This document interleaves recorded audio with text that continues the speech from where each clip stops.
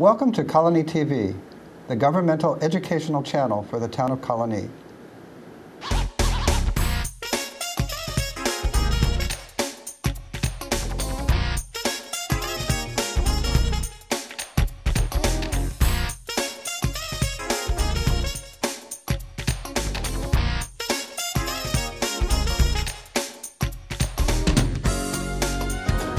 Hello, I'm Colonie Town Judge Peter Crummey, and welcome to Benchmark. We'll explore a variety of issues involving our criminal justice system, our legal system, and how those issues intersect with the citizens of the town of Colonie. Today, we are truly fortunate to have as our guest Albany County Sheriff Craig Apple. Many of us recognize the significant role that the Sheriff's Office plays in the administration of justice here in Albany County, and certainly under the leadership of our Albany County Sheriff Craig Apple. And I'd like to welcome you, Craig, to Benchmark today. Hi, thank you for having me. Well, as we've already talked about in a variety of different ways, there's this half-hour tape would not give us enough time to not only celebrate what you're doing over there, but also letting the citizens know what actually is happening in the Albany County Correctional Facility. For the town court, of course, we are work together in many different ways in putting together and delivering justice here to the citizens of the town of Colonie. Of course, the town court services not only the correctional facility, but also the Albany County International Airport as well, which both provide a lot of activity and intersecting issues for the town court as well. Correct. And as you know, our town court services, we have about 25,000 cases a year that come into the Colonie Town Court, and many of them can involve some type of application from your office as well. Right. And first and foremost, maybe we could talk a little bit about the correctional facility that you are primarily responsible for as our Albany County Sheriff. And I know that over the years it has continued to be enhanced, and certainly under your leadership. How many people are currently housed in the correctional facility? Well, our facility maxes out at 1,049. It's one of the largest. I think it's one of the top 5 largest jails in the state of New York. On a daily population right now, currently we're running anywhere from 750 to like 810. It does fluctuate 40 to 50 a day based on town courts releasing, city court releasing, and of course new arrivals. So we fluctuate. Lately we've been hovering the mid-7s, very low 8s. We haven't really gone into the high 8s in probably about a year now. Well, I know that as far as the court system is concerned, pursuant to state law, your office must also transport any of your inmates to the various courts where they have required appearances, which in and of itself, that detail in and of itself has to be consuming daytime and nighttime. It does consume a lot of resources. As you said, it is in fact a mandate that once you're committed to the sheriff, we're in charge of that body and we have to transport and deliver them for an appearance. And that's why, you and I have been lucky enough and fortunate enough to partner on video arraignments, which is something I think is necessary. It will save taxpayers millions of dollars if it was instituted larger than just our area. Well, I don't disagree with you, and I know that I've had occasion to tour your facility. In fact, each term, local judges have to nonetheless. And last time I was there, most recently, I found that you had already prepared a room with video connectivity to not only share that connectivity with a local court, which is what you and I have been trying to work on for a number of years now, but also you found other applications for video connectivity, which services the population that you are responsible to care for. And how does that work? Well, once you approach the idea of the video arraignments, we instituted and installed the infrastructure to do it, which is nothing more than fiber optics. But once we had it and we realized this wasn't going to take off quick, it's going to take laws and legislation to be passed, we're like, well, what other functions can we utilize this for? So we decided to go with video visitation as well. Now we have, at any given day, we have hundreds of people from the outside coming in to visit their loved ones, significant others, spouses, whatever the case may be. So what our goal is the fewer people we have coming into our correctional facility, the fewer assaults on staff, the fewer possibilities of an introduction of contraband, and generally we have less issues. So by doing video visitation, people can stay home, they can go on a website, they can program a time where they want to see their, whoever they want to visit, pay a small fee, they open their laptop, he goes to a video, they communicate for 15 minutes, the visitation would then be over. You can visit as often as you want if you use video visitation, whereas in the facility, if you come to personally visit, you're restricted to 2 hours a week. So it's a great program. It's great for people who have family out of the area, family in another state. You can jump on the computer, you can do it. And it's also, again, it's allowing the inmate to have more accessibility to visit with the outside, which historically and mental health advocates will agree with me. If they have more communication with the outside, chances are they're going to be a better inmate, a model inmate, and look forward to paying their price and getting back out. Well, I think that that program is certainly a benefit to those that you are responsible to care for. I also believe, and I've been writing about this for 4 years in my annual State of the Town of Colonie Court report, about the need to create a greener court, and part of that proposal is to engage in a video arraignment or utilizing a video connectivity between your facility and the Colonie Town Court. I think it's a great pilot opportunity because our facilities are just within 2 miles of each other, and the volume of the of what we're sharing on a daily basis makes it a really unique opportunity to provide better justice for defendants. And I have to totally agree with you. Yep. It's the future.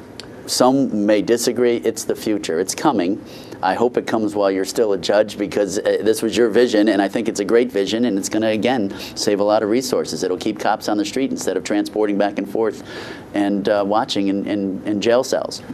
So it's a great program, and I just hope it comes sooner than later. And what I really like about it, too, is it gets a defendant access to justice much quicker.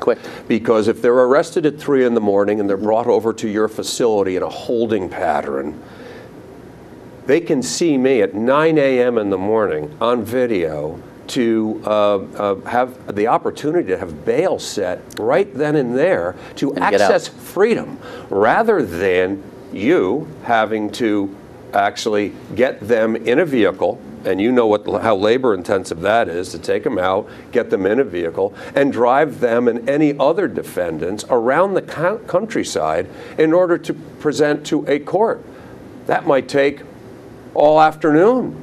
And it could very well take all afternoon, because sometimes we're going 3 different counties to pick people up. Exactly. And the other thing that's important to bring out is that every time an inmate goes in a car on the street, we're exposing the county to unnecessary liability.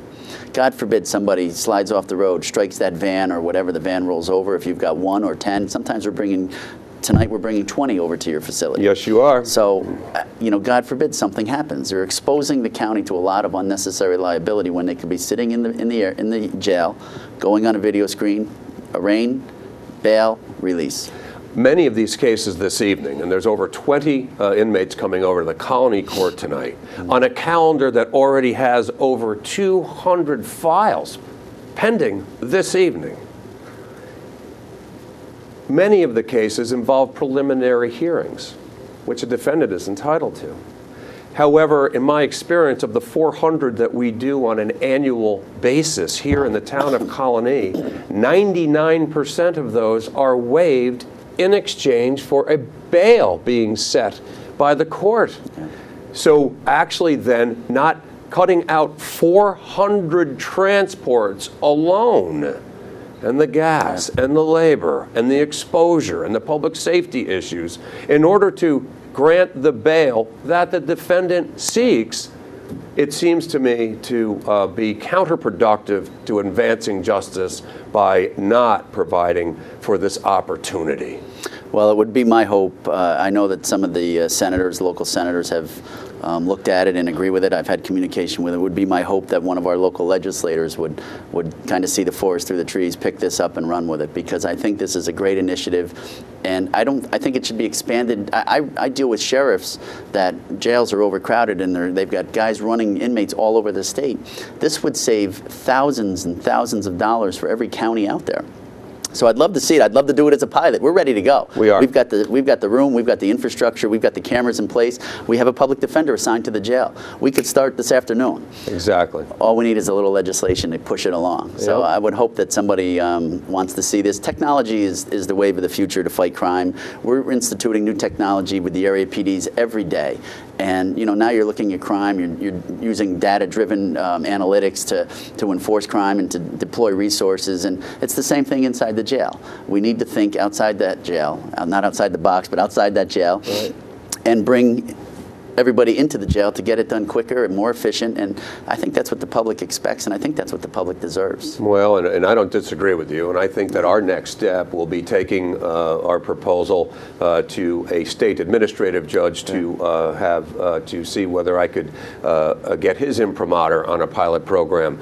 As you stated, my court and your correctional facility are now connected. Yes. We've put it all in place, all the equipment's in place, and we are looking forward to an opportunity to show the public that this works. It provides quicker justice, more thorough justice, and also at a much less expense and exposure to public safety issues. And just to follow up quick, the infrastructure was paid for with funds that we didn't have to hit the taxpayers for. We got our infrastructure done on a grant. Exactly. So again, this is the most efficient way to dispense justice that I could find. And we've proven a connectivity. I've had a committee meeting some months ago, and many representatives of your office were there too, and we were able to prove that it is a secure line between the correctional facility and the courthouse. And that we can do this, and I think that you and I will both continue to endeavor to try to deliver that. Your business in administering a criminal justice system to the extent that you're charged with pursuant to state and county law has been challenged in other ways too. And it's come to my attention that while some of the inmates that you may be holding for either maybe the federal government or maybe for other counties, that they actually pay a certain fee on a daily basis for you to be able to house their responsibilities. And when I was a county legislator and very active in a variety of issues, including our correctional facility back in the 90s, at that time, the state was also reimbursing for any state-ready inmate that you have. Is that still the case today? No, sir. We do get funds for taking boarders in, federal boarders, and I actually go out and I shop other counties to take those boarders in. We have a large jail. Our population swelled in the early 2000s, the late 90s. We have a large jail, and we had a lot of open cells. We're paying people. We have to pay food. We have to pay maintenance. We have to pay medical. So what I try to do is fill a lot of those cells with with inmates from other counties, boarders. This year we were blessed to bring in $6.4 million in border revenue. The problem that I have, state readies, where you happen to mention we used to get funds for to hold them, we're not getting that anymore. And at any point I could have 30, upwards to 90 or 100 of them in there, which basically is at a county taxpayer expense. What's happening is the state's keeping them in our cells longer in the county jails. It's overcrowding the county jails, and it's getting pushed down to us. It's truly an unfunded mandate is what it is. And I know people hate using that term now, but this is the epitome of an unfunded mandate. We get no funding for that at all, and they can leave them there for as long as they want until they're ready to pick them up and take them. We've had meetings with parole to try to expedite the process to get them out of our jails, to open up those cells. But it just doesn't happen, and it's a way of, when the state prisons are overcrowded, you can keep theirs at a capacity, pretty much maintain status quo by pushing those inmates down to the county and your state readies. If they took all the state readies out, you'd probably have a state facility that is overcrowded. But we have no control over that, and it's something, again, that I think the governor and the legislators need to look at and take the burden off of the counties and bring it back up to a state level, or reimburse. Exactly. It seems strikingly unfair that the inmate is actually a state inmate, but they have figured out through the legislature and the budget process how to stop reimbursing you or paying a daily rate for holding a state inmate. And now it could appear certainly that they're actually in no rush to take that state inmate away from the county taxpayer, and which is an injustice in and of itself. In contrast, the federal government reimburses $119 a day for every federal inmate I have. So the state should be doing the same. They should be holding up their end. There's a lot of changes in the criminal justice system that have occurred over the last few years that really does push the burden down on not just the counties, but also the towns, the villages. Very simple with no more rolled fingerprints. The state doesn't accept a rolled fingerprint anymore. You have to, what we call live scan. You put your hand down on a glass plate, it scans, and then it's transmitted. It's great technology. I'm all for technology. It expedites the return of somebody's identification. We've used it many times at the airport where somebody may be somewhat suspect and we don't think they're giving us the proper name. We can scan them, boom, we can have back their true identity as long as they're in the system. Well, those machines are $17,000 to $20,000 a piece. Well, if the state's not going to reimburse for fingerprints or for rolled fingerprints anymore, we've got to buy these machines. As these machines break down, it's putting a burden on these smaller municipalities, smaller agencies. There's a lot that goes on that a lot of people are not aware of, but criminal justice is expensive. Well, it is, Craig, and as state government continues to withdraw from time-honored obligations, not only in maintaining a state prison system, and I dare say that they are diminishing their commitment in that area, which has now left, as you've given a prime example, where the counties are left with caring for state inmates who were historically cared for by the state, and they've now figured out a way to leave them locally. It's not the only issue I see, and unless you're in doing what you and I do every day, the citizens might not recognize also. As the state moved away from the type of mental health care that they were providing up until the 70s and into the 80s, and decided to take a different look on how to manage some mental health issues involving a segment of our population, it obviously may be well-intentioned, but what's happened is now the criminal justice system is caring for those issues. In my courtroom and in your housing, you're seeing situations and examples which were cared for in other ways before, and now the last resort again is the criminal justice system. You're putting people in jail that don't need to be in jail, that don't really deserve to be in jail. They need to be getting help on the outside, but instead they end up in jail because there's no place out there anymore to get the help. So we have seen a rise in our mental health population to the extent that 3 years ago we had to put a wing on the jail just strictly for mental health inmates. Right, and is that what what society really wanted to end up with, where the safety net and the last area is the court system, the criminal court system, and the correctional system, which is where they've moved. That's exactly where they went. I tell everybody, look, I want the vacancy light on. All right, to have a full jail is not a good sign, especially for a county with a population of 300,000 people. To have a full jail the size of 1,000 is not a good sign. I want that population down. We try a lot of different diversion programs. We've tried a lot of different programs in the jail to get people out back in, and basically our own little version of reentry programs is what we're doing in Albany County. And it's been successful. We have inmates out on the streets, cleaning fire hydrants, painting churches, cleaning parks. And last year, I think we dispensed 20,000 inmate labor hours.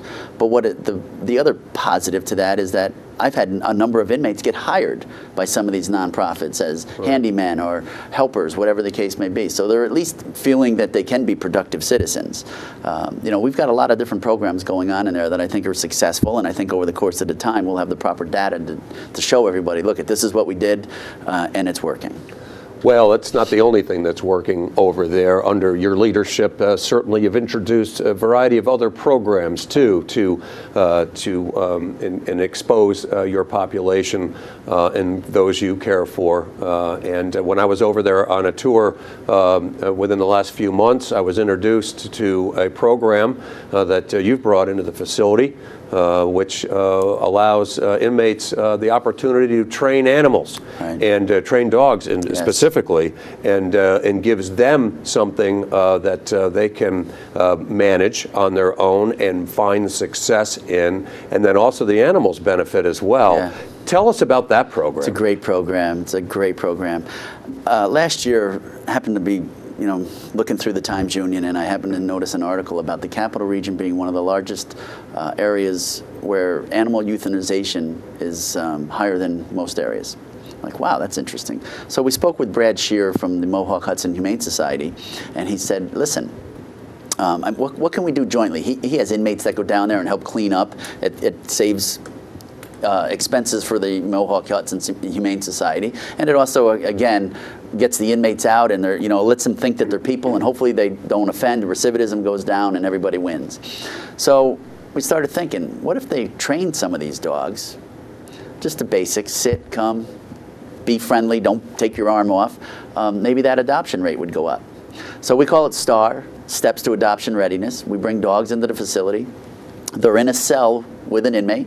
I have 2 in the male and 2 in the female tiers, and they're working out great. We've done 12 dogs to date. All 12 have been adopted. Well, wow. It's a really good program. We have Mohawk Hudson comes in, they pay for the food. They send trainers in once a week who teach the inmates, and then the inmates are tasked with rolling out that training for the rest of the week. We have a special little housing area where they can go out and walk the dog, so the dog's getting outside, it's getting fresh air, it's walking on grass, and they're responsible for that dog. And what it's done is it's calmed the inmate behavior. Again, they're feeling productive, and my hopes, I have no data to stand by yet, but my hopes are, again, it will lower that recidivism rate, keep them out on the street, and again, the animals are getting adopted, and everybody's saving.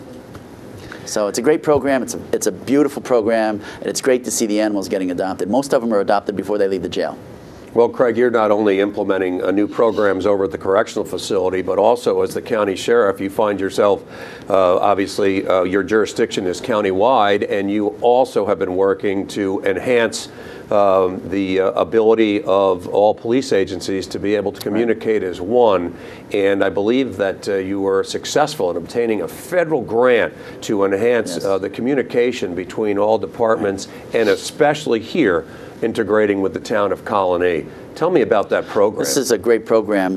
We're in 2014. After 2001, we kind of thought everybody would have got together with interoperability, but really to be the capital county of the state of New York and not have true interoperability is rather discouraging at this point. But it comes down to funding. Colonie has a very good radio system. They have a robust core. And what we did was we filed for a grant, and we're putting a couple $1 million into that core. I'm going to make it a regional system. And you have Colonie and you have Albany, both on 800 megahertz systems, but can't talk to each other. And they're 2 of the probably larger areas as far as density goes with population. And let's face it, people are coming in and out of each municipality committing crimes. So at the end of this year, we will have them connected. They'll be able to talk to each other. Phase 2 are all the burbs around that, and then the hill towns. And our goal is to have the city police in Cohoes be able to change the station and talk to the Rensselaerville Highway Garage. That's true interoperability in the event of a catastrophe. And to date, we can't do that. But we will be able to do that within the next 12 to 18 months. It's federal grant funding, and it is true regional interoperability that we will then connect to Saratoga County. Because if we do have a catastrophe, everybody in the county is going to be coming in to help. So we're going to need to rely on those out-of-county resources, the Saratogas, the Warrens, the Washingtons. And our goal is to continue to connect Schenectady, Rensselaer, everybody together so we can all share communications. You're not responding to an emergency with 5 radios. What did that one say? What did that one say? And that's what you have in Albany County. And that's really, it's kind of disheartening in 2014 to be in that state of communications. So we will here in this county have true interoperability. My goal, and we're not forcing it on anybody, but our goal is that people will buy into the program. We'd like to see the school buses on it. So if the school bus has an emergency, he can immediately click over to the police station. It's just good communications. It's where we need to be in this day and time. and we're getting there. We had a van load of equipment, $6.5 million of equipment delivered last week. They're doing site inspections right now, making sure that everyone's infrastructure should be is up to speed. It should be at this point, and we're going to start installing. And as soon as Albany and Colonie gets connected, we've hit a home run, and then the rest will just be will be a grand slam.